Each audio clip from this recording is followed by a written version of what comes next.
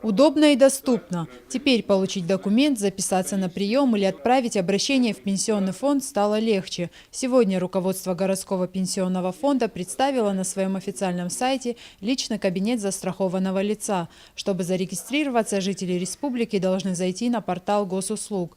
Личный кабинет позволяет гражданам до пенсионного возраста узнать о своих пенсионных правах. Технологии и системы межведомственного электронного взаимодействия приоритетом становятся формы дистанционного взаимодействия с гражданами.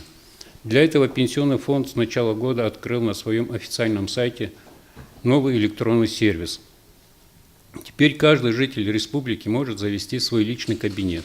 Доступ к личному кабинету могут иметь все пользователи, прошедшие регистрацию в единой системе идентификации и аутентификации.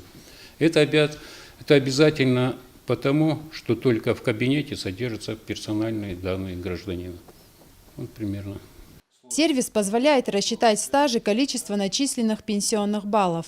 Можно также получить подробную информацию о периодах своей трудовой деятельности, местах работы, размере начисленных работодателями страховых взносов. В презентации приняли участие представители республиканских и городских властей.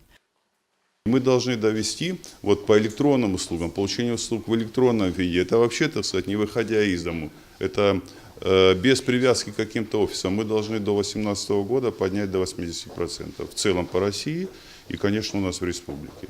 В этом году мы 40% населения, вы знаете, охватили системой МФЦ. Правительство решило эту задачу.